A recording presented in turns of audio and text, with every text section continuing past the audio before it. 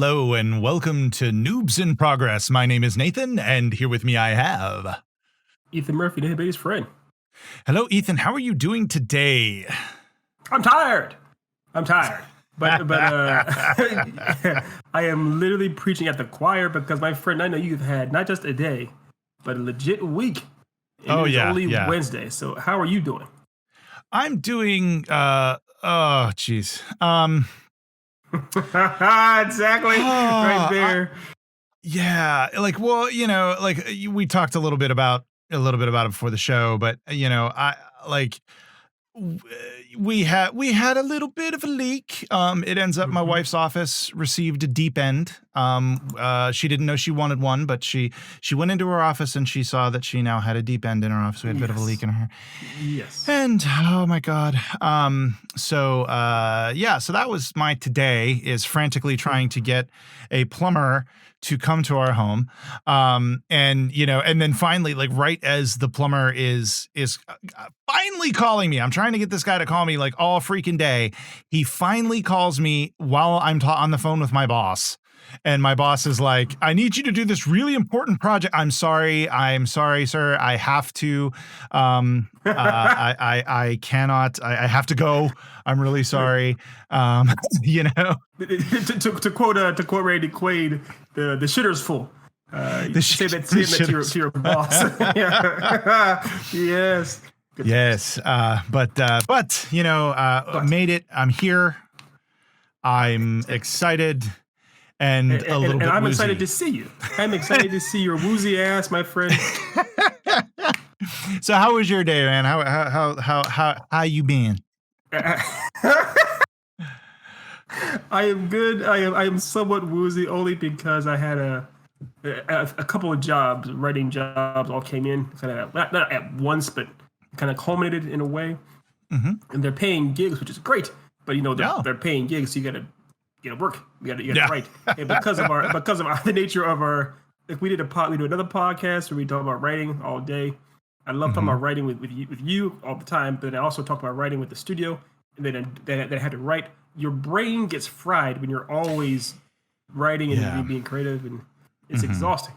And so I was like, "Ooh, I need to slow down here." And before I realized it was already time to do the show, so I'm like, "God, I haven't showered in days." So it's like this. So it's just this long day. Yeah, a lot of people don't realize that, like, when you write a lot, because I've done that myself. I've written a book that's in a drawer somewhere that I need to pull out and actually finish one of these goddamn days. But yeah, like after you spend a couple hours writing, you're ready for a nap. Like you're not physically, you're not physically like I could run a freaking marathon. Actually, no, I couldn't run a freaking marathon. Let me tell you. That plumber, he was running around this house, and like I knew I had to be near him to answer any questions he had, and my fat ass trying to keep up with him. Sweet Jesus. I'm sitting there like, hold on, let me catch my breath. I just asked you your name. You just opened the door. I know. My name's Nate. I'll be right with you. It was just chasing his ass around this thing, like up and down the side. Anyway, I'm sorry. That was a diversion. But if that's the thing they do, I don't know how, because plumbers are, if you ever met plumbers, they're typically in pretty good shape. You may think, oh, the plumbers crack, the stereotype. They're actually, they're definitely built in the arms. And they move around so much, especially in COVID when all of us are, couch potatoes at best. They are constantly moving, constantly doing so much stuff. They are hard to keep up with, and they don't slow down for anything. I had a plumber out here this weekend to fix my place, and he was going. He was nonstop. The best part was, here's the best part. His name was Mario. I was like, thank you, Jesus. Oh my God. I didn't ask him if his brother was named Luigi, but I was so tempted. When he told me his name, I was like, I could see his eyes. He's like, ask me. Go ahead, ask me. Go ahead, ask me. So I did that. Yeah, we'll see. Oh my God. What's his last name? Mario? Because if it was that, then that's the deep cut to the movie. That's the Mario. Anyway. Yeah, movie's a strong phrase. Deep cut to the live action nonsense. But God, Mario and Luigi Mario. What in the world? A writer got paid money to actually put those words on page 24, whatever it was. Sweet Jesus. Oh God. It's amazing.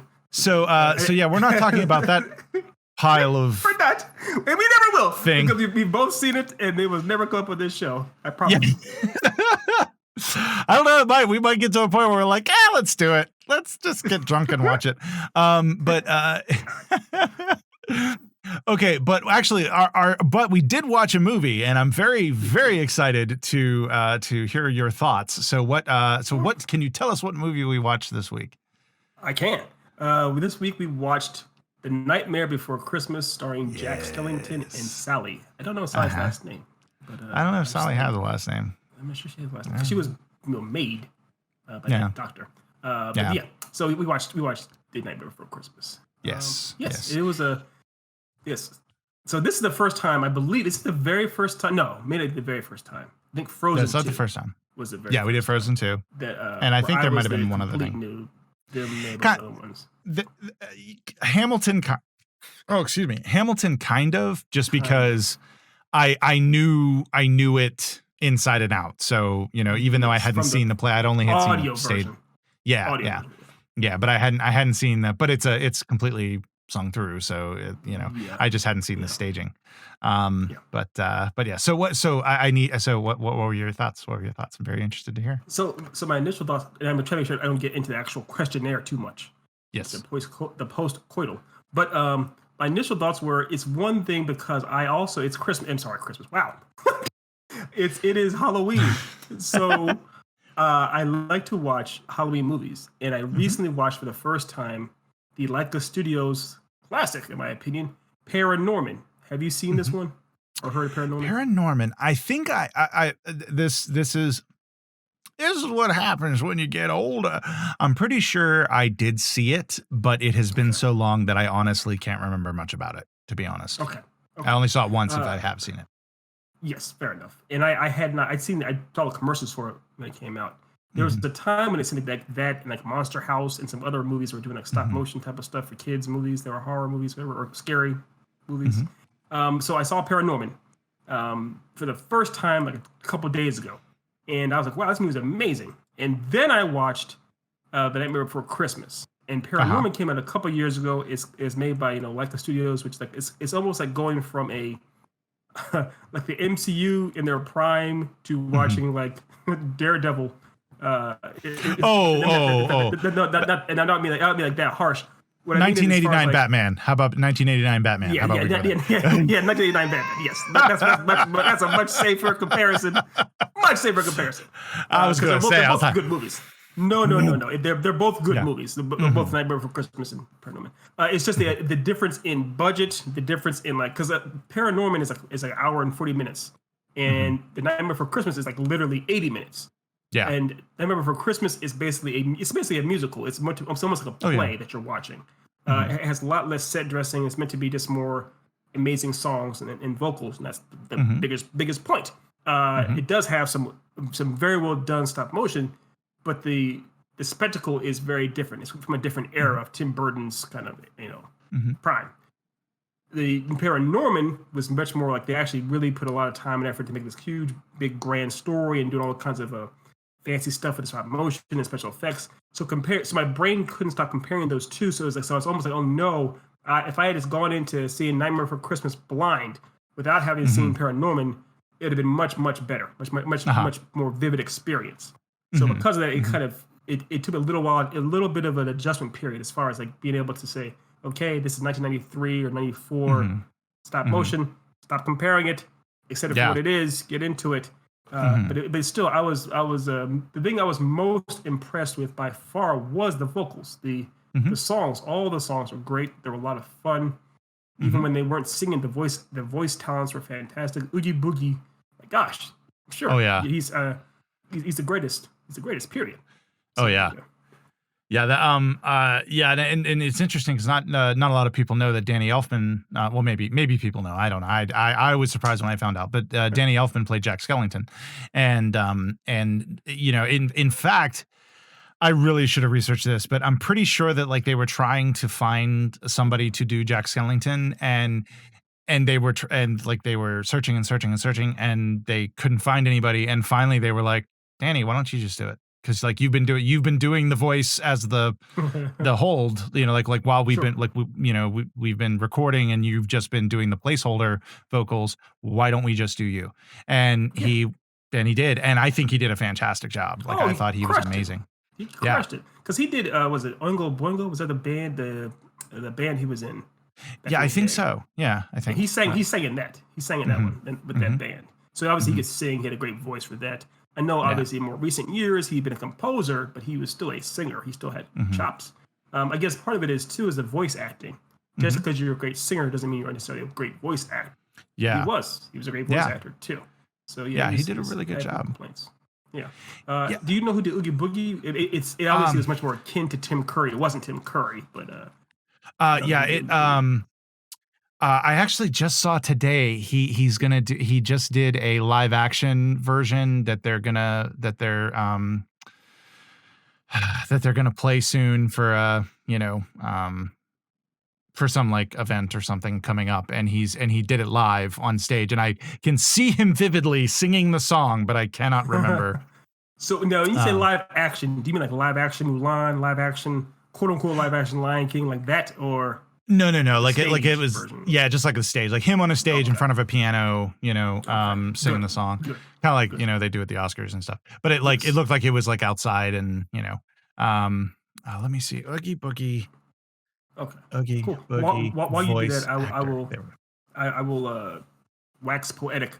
Another thing that I thought was interesting about this project too was just there were so many little things that it was subtle world building. They didn't bother to really even try to explain it. It was like it just hit the ground running. And it pretty much, I'm sure, upon further viewing or multiple repeat viewings, you see certain things. One thing I loved was the fact that the vampires were out during the day and they had umbrellas. And I was like, it didn't catch it right at first, but later I was like, oh, I get it. They're vampires with umbrellas so they can walk out in the sun. And they actually were, and they never mentioned it at all, but it's definitely there. That was a fun little touch. But there's a few other things like that too that just kind of like, oh, that's pretty cool. They actually took the time to do something that clever and didn't explain it. Yeah, just like little things. That was one thing that I really liked about the movie as well, is that they put a lot of effort into the background. And into creating this very interesting world. By the way, it's Ken Page is his name. Ken Page is the voice of Oogie Boogie, and I found it. I remember just loving it the first time I saw it, and then obviously, like I said last week, I've seen it so many times since then. But when I watched it recently, I really liked how, for me, and I will I do recognize that since I did see it when I was younger, and also I saw it kind of like in the way you were saying, like I went into it blind, and I hadn't seen what came after, obviously. So because of that, I think that kind of colored my perception of it really holding up. Like I think it held up really well. It's a different thing, and I actually think your comparison of the MCU versus Batman 1989 is actually a good comparison. I think if you go with those two, because looking at what they're doing with animation today versus Nightmare Before Christmas, because if you go back and watch Batman 1989 or even Batman Returns, there's this odd quality about it that they hold up, but there's a stylistic weirdness to them that sets them out of time, and I think that's true for this as well. Like you can almost see a proscenium arch saying this is on not quite on a stage, but this is almost, this is not clearly not realistic, not trying to be real life. Not trying to be. It's a production. It's a production. And with it is almost kind of on some level. It just, not that it shatters the illusion at all, but it's just that it takes a little longer to get into. That's all. Cut to nearly 30 years later, or when 20 some odd years later with Paranorman or whatnot, or any other like a movie, like the studio's production. They've learned a lot from what the studio that worked with Tim Burton and his team did with Corpse Bride and Nightmare Before Christmas and even Frankenweenie, which is more recent, they've learned. So Norman wouldn't be here without those movies. Same with the MCU wouldn't be here without Batman. And so I appreciate the charm of the old school kind of stop motion. And again, it is still beautiful what they were able to do with it. The way Jack moves is fantastic. His long limbs is fantastic. The way when Sally would get her, get her limbs, as gross as it may be, get her limbs detached or whatnot, and she had to put herself back together. She had to sew herself back together. I can't imagine how much time it took for them to do that. To show stitching of a character with their hands. Crazy. And then, of course, the money shots is when Oogie Boogie, the thread comes out of Oogie Boogie, and it's all these critters. It's like, that's horrifying. I won't sleep for years, but to see all the bugs wriggling around, because obviously they're not real bugs. It's really impressive stuff. Well, one of the shots in the movie that always, like, it always sticks with me, and like in a creepy way, but it's something that I always think about, and it's the first time that when Santa is thrown down into Oogie Boogie's lair, and Oogie Boogie is, they're like starting his song, like you're joking and all that. And when he says something to Santa, he spits out worms, and the worms land in Santa's beard, and then they crawl in. Yes. And that animation, you never see them come out. Yes. Yeah. And like is so good. But, especially since I've grown a beard. Now, granted, I just trimmed mine, so it's not as bushy as it was a couple weeks ago. But I think about that. Something lands on my beard, and I think like, oh God. I know what you mean. I noticed that too. I was like, oh good God. When it's before I knew that Oogie Boogie was composed completely of bugs. So when I saw the bugs, when you saw it, I was like, oh my, what is going on here? And the thing, because also you're seeing Santa like essentially being, tied down to be presumably tortured or whatever. So it's a dark scene. It is like, this is already unsettling. When we turned it on, because right before we talked about doing this, I had actually just showed my kids this, and when I picked it to watch it, because it was my turn to pick what we were watching, my wife looked at me and she was like, "Really, Oogie Boogie? I think Oogie Boogie is going to scare our kids." And I was like, "Might scare them, yeah. I watched Ghostbusters when I was a kid. Let's see what happens." Who cares? Let's see. Who was right? You were the warden. It was one of those things where they lost. They did what, because they're young, and so they did what young kids do, which they got halfway, like actually right before the Santa scene of going into meeting Oogie Boogie originally, where you actually first see him. They had lost interest and they had gone playing in the other room. But my wife and I were still sitting on the couch watching TV and or watching it, and we watched the rest of the movie while they played with Legos in the other room. Okay, perfect. So it's a draw. It's what you call it, a draw. Mm-hmm. Okay, fair enough. Fair enough. But I do like, and we've talked about that thousands of times on this show before, how cool it is almost when you were a kid to find movies that were made for you, that were scary, that actually scared you on some level. And we talk about Don Bluth, how Don Bluth's theory, even though it may be insane, the idea that kids can pretty much watch anything as long as it has a happy ending, doesn't matter how scary it is. I'm not sure if that's entirely true, but there is something to be said in movies that do scare kids that still kind of find a way to give them hope or inspire them. So yeah. Well, yeah, like you look at, now I know this wasn't exactly a kid's movie, but actually this was probably a better example than the Ghostbusters example of what I used to watch as a kid. But I used to watch Gremlins all the time. Like I watched the first Gremlin movie a ton.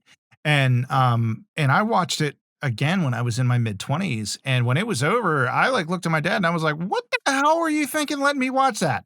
Yeah. And he said, you were a kid. You thought the puppets were funny. Like you didn't understand. You didn't understand that when the puppets went and attacked the old lady, they killed her. Like you didn't get that. You didn't understand that. Concept. Yeah. Right. Yeah. I didn't have the concept. So he was like, you just thought the puppets were funny, and you thought Gizmo was cute. So we were like, I ain't scaring you. All right, fine.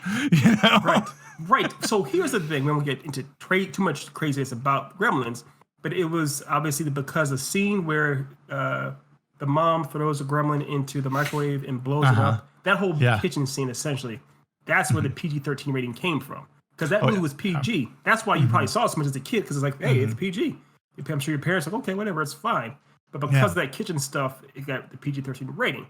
So it's a bizarre Gremlins, and also Gizmo, who you love, who all kids love. He was originally supposed to be the main. He was supposed to turn also into a Gremlin and was supposed to become the leader of the bad guys. I believe if that had happened, one, that movie wouldn't have been nearly successful, and two, it probably would have changed the rating because people they'd have lost his heart. There'd been nothing for the kids to stay attached to. It'd been monsters all the time. So yeah, he would have been. It would have taken the movie from being like what it ended up being, which is a weird kids horror movie, strangely, to being essentially furry Chucky, like is essentially what like that's what it would have turned into.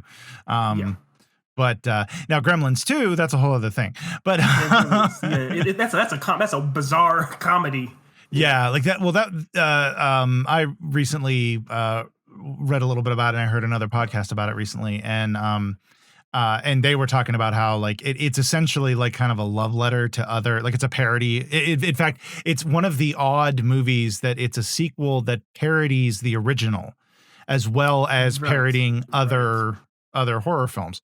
So and does some other stuff. And I do remember, because I liked Gremlins so much, we went and rented Gremlins 2 when it came out, and we watched it. And I remember we only watched it once because it was parodying itself, and because it was parodying other horror, it went into that area of being a little too scary for kids. And I think that's why it wasn't as successful as the first one, Right. But, and also it kind of they didn't take the story itself seriously enough, so it was one of those situations. And again, we have to we'll get into Gremlins talk another time, another episode. Yeah. What movie did we watch? A movie. Who are we? What day is it? I think so. That was around the same era, essentially. Even though Gremlins was in the mid or early '80s, and Jack Skellington and Nightmare Before Christmas was in the early '90s. It was still around the same time period where they weren't really afraid to try and scare kids a bit. They actually have some teeth in the stories, and I definitely appreciated that about this. About Nightmare. I mean, even the title "Nightmare Before Christmas," that could probably be. I can only imagine that making that pitch to the studio, saying, "Hey, I have an idea for a story for kids. It's called The Nightmare Before Christmas." Like, what are you doing? No kid wants to have a Nightmare Before Christmas, and what is going on here? Yeah. I think, but I think, well, obviously a big reason why it got made was because of Tim Burton. And, we have to do the obligatory, he's a producer, so it's Tim Burton's Night Before Christmas, but he didn't direct it. I believe Henry Selick. Henry Selick Henry Selick, was the one who directed it. And I think just having his name connected to it just made it that they were like, okay, fine, do whatever you want, Tim. Just don't frighten the children too much. And I think they did a really good job because they found that balance. They found that they were able to walk that line of being creepy but not scary, being like spooky but not scary, I think is a good way to put it. And but not cute spooky. Like, there's there's the thing, like I made the joke on Instagram earlier today about how Mickey's Monster Musical was like a Rocky Horror Picture Show, and Mickey's Monster Musical is like it's called the Spooktacular, and it's cute spooky. This isn't cute spooky. This is spooky. Right. But it still works. Like it still is for kids. It's still like kids can watch it, and it's not like, sweet Jesus, what the hell are we doing? No, because I think the biggest thing is as benign. There are no there's only actual more or less death is Oogie Boogie. And it's because it's a bunch of bugs. Yeah. Outside of that, there is no actual real harm to anyone.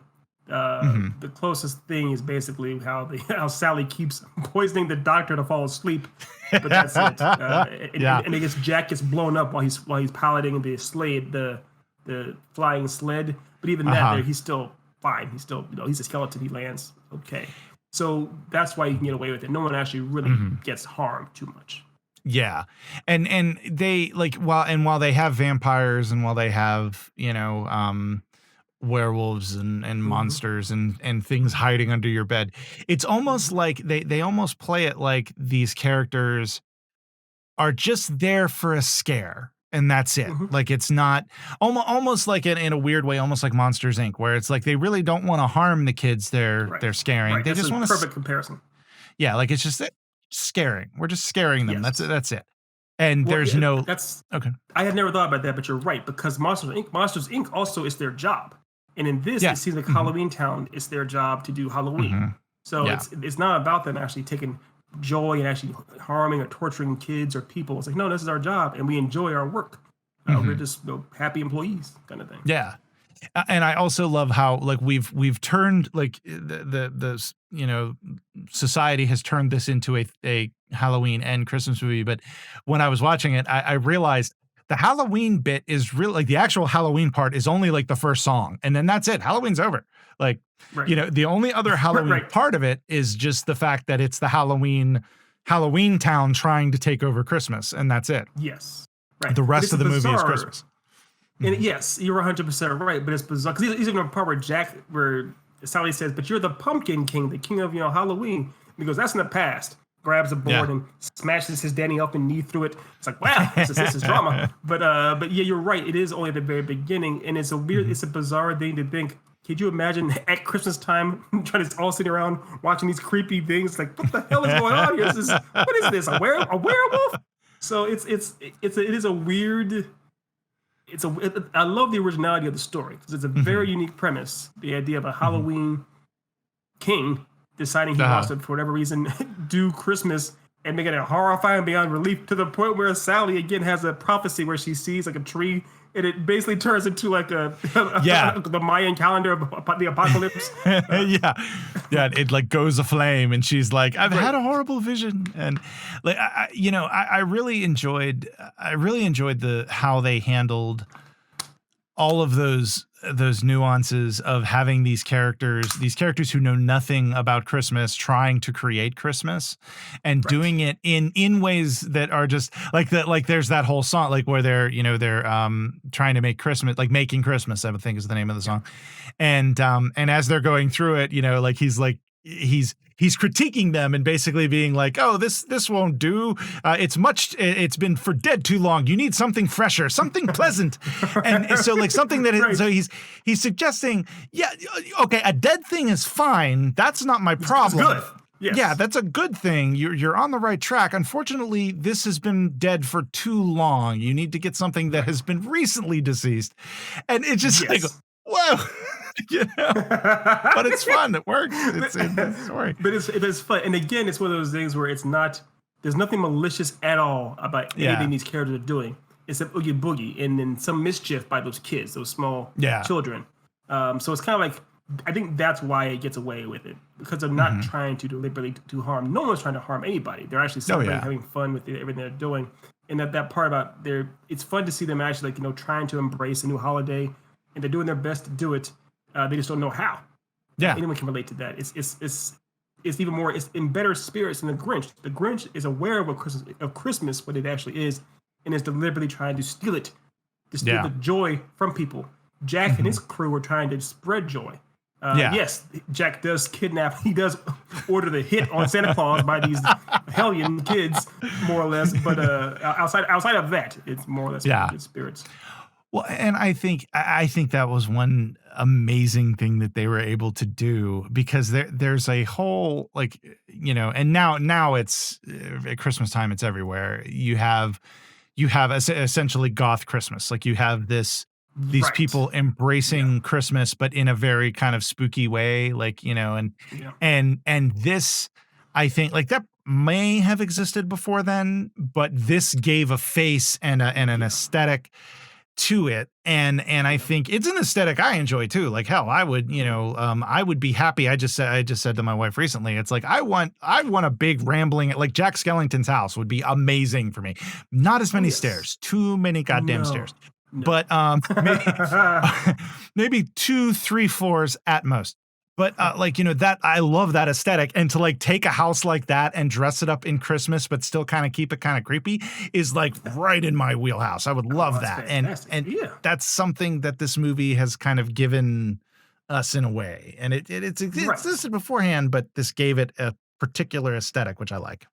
No, I completely agree, and I was going on about Paranorman. Paranorman doesn't have that deliberate kind of art style in a way. Like for example, it was almost jarring when Jack went to the I guess the world of the humans on Christmas night to deliver the toys, and you see actual straight lines. Their houses are actually straight. The floors are actually straight. The stairs are straight. It's like what the. It's because everything in the Halloween Town is a choice. There's a reason. It wasn't on accident or it's crafty or the people that made this movie weren't in a rush and couldn't make straight lines. No, it was a deliberate choice. They made things the way they were, as far as kind of being off kilter or whatnot, having weird dimensions to them, and it's beautiful. It's a very engaging kind of art style. Even the biggest, most iconic shot is when at the beginning when Jack is walking on top of that hill that has like a kind of a curly cue.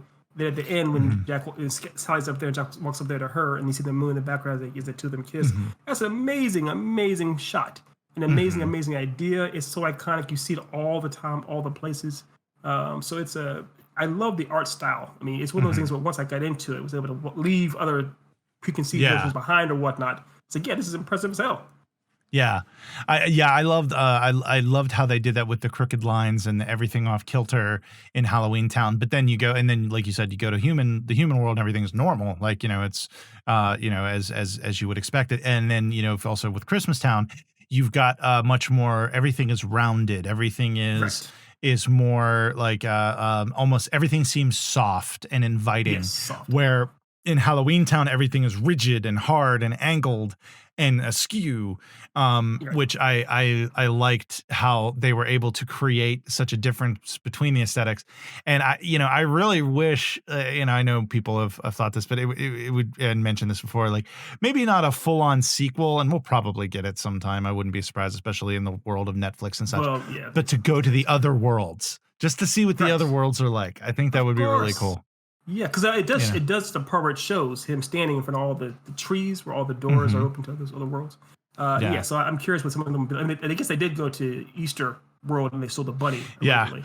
But bunny. I'm curious. Anyway, that's another thing in my mind, along with the beard thing. Like it didn't scare me. Like that whole thing didn't scare me, obviously. But anytime I see a rabbit, that big oafish, mouse and men kind of head guy.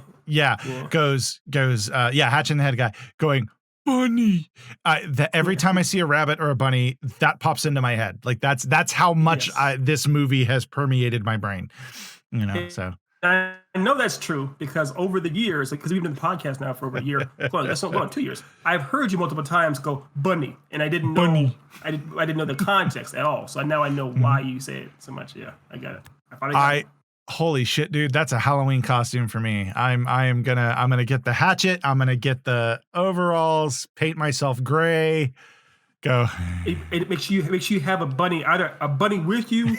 Have the warden as a bunny, have Nugget or French fries as a bunny, but so you can always just say bunny. Yeah, bunny. Anyway. Isn't that his only line in the movie, I believe, is that he says bunny? He may say one other thing. He might say one other thing, maybe. I don't know. I honestly can't remember. I think he sings. I think there's a couple times in the thing. Like he sings like a duet. Like he's not, I don't think he has any solo lines, but yeah. I really enjoyed the movie. I again, always, as I always will. I knew that, but I'm glad to hear that you enjoyed it, at least on some level. Like I definitely did. I see I could only imagine if I had seen this movie when it first came out too, because of the originality, again, having essentially it's meant to be, it's a Christmas movie, and I don't know when it came out. Did it come out around Christmas or around Halloween? I think it came. I don't know. Let me see. The Nightmare Before Christmas release, because it was so different, and I love stop motion animation, things like that. So I'd have been floored, and I don't know why I didn't see it earlier, but just imagining seeing something like this, at the time it came out, it's so original. October 13th. So it came out in Halloween era. They were marketing it as a Halloween movie. Yeah, which makes sense because like I said, even though Halloween, the actual Halloween portion happens at the first part of the movie, it for the most part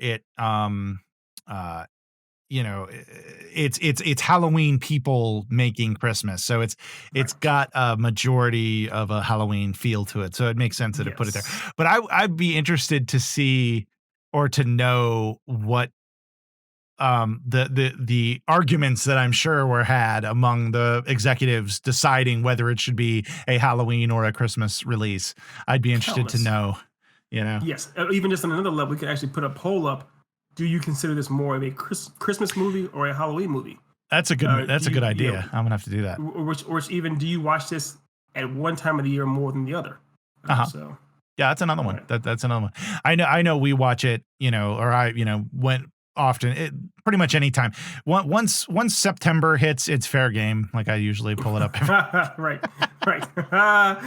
Just watch them all. Watch anything and everything you want. Watch Nightmare on Elm Street. Watch Home Alone. It don't matter. Yeah. So let's go to the post coital questionnaire. So in all its glory, all its glory. All right. So question 1. Mm-hmm. Did it live up to your expectations or did it fall short? It did. Like I said, it was a little bit of a stumbling block only because I was coming to it from such a specific purview immediately from something else. But it did. It was really good. The songs blew me away.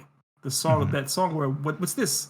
What's this? Sung by Danny Elfman was amazing, and also I laughed hard. There's a part where he's inside these.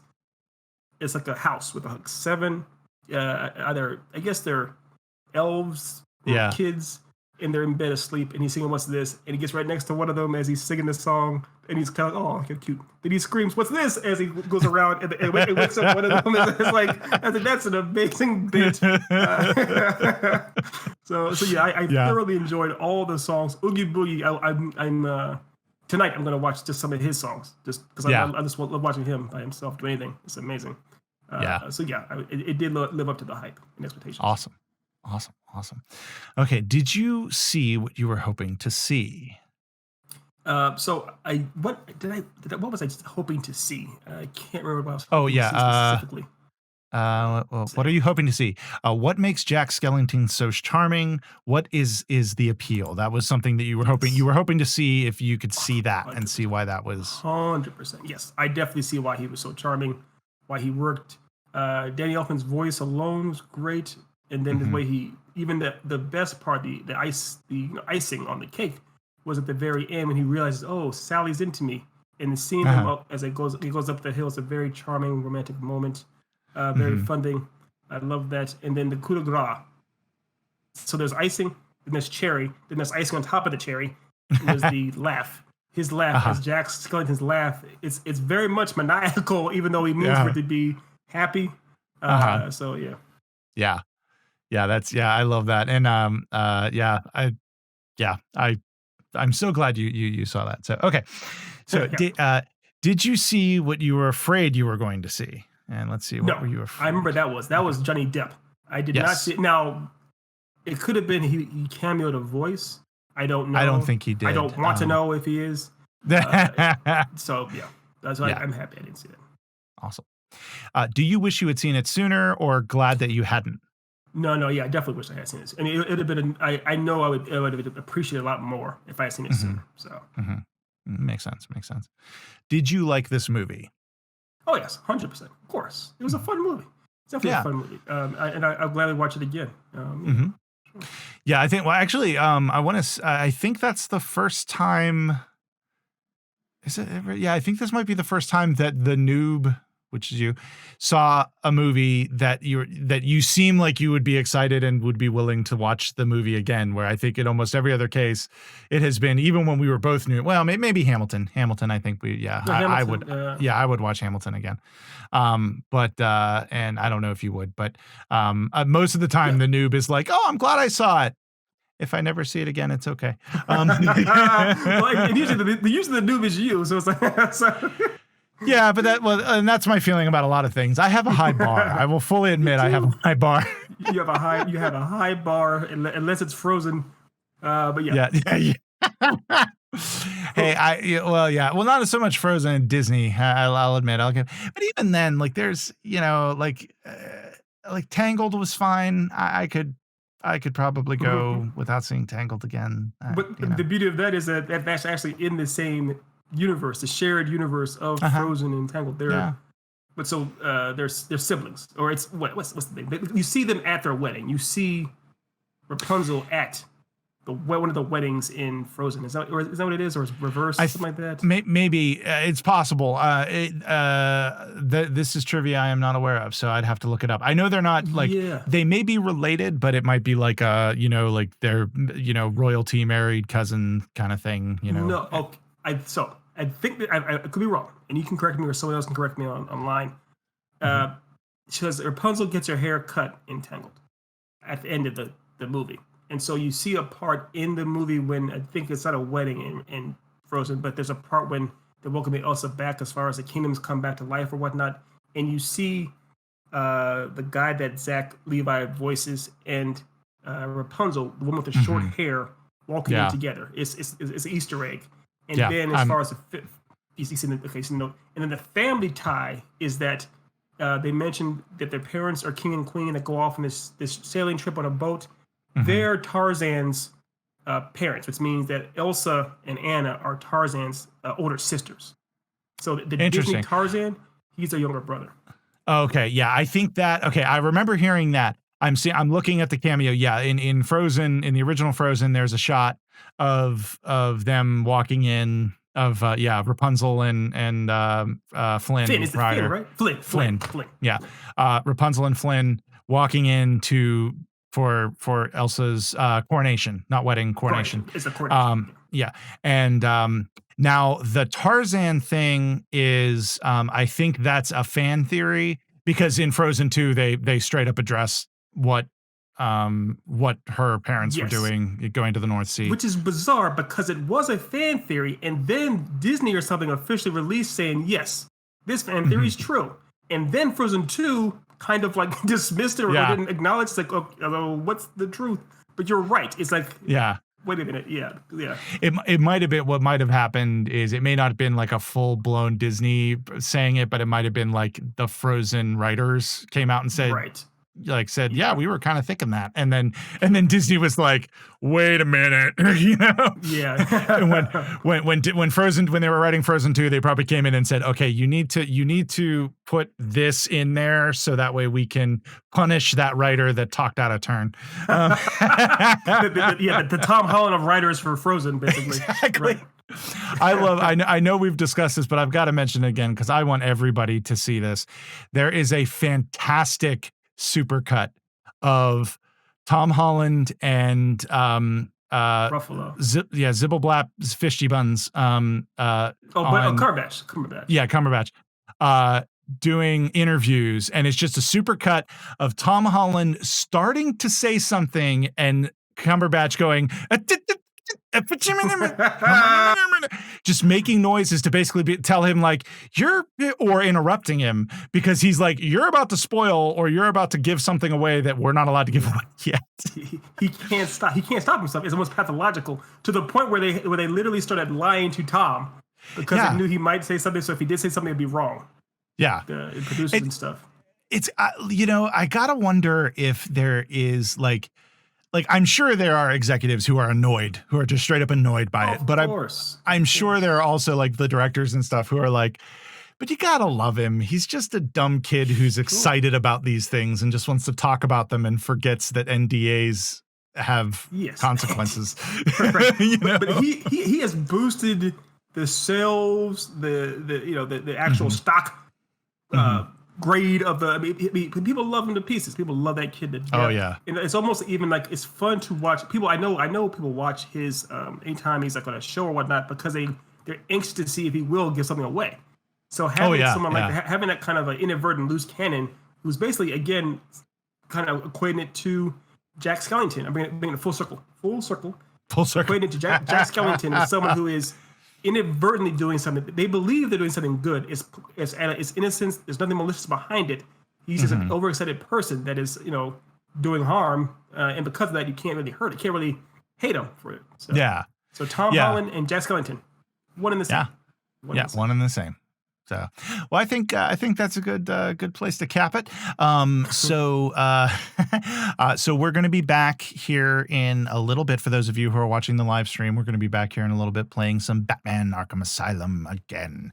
But for those of you who are watching the video or listening to the podcast, thank you so much for joining us this week. We will be back next week. We've been doing an accelerated schedule to try to get some Halloween stuff in, but next week we are going to be back to our normal stuff with a new movie telling you about what we are going to watch. So be sure to come back and check that out on the podcast and YouTube feed. Ethan, do you have anything else to say before I wrap this puppy up? Yes. Mario, and Luigi Mario. Yes, that makes a ton of sense, even in the movie where they put it. All right. Well, thank you so much, everybody. And y'all have a wonderful day. 90 cents.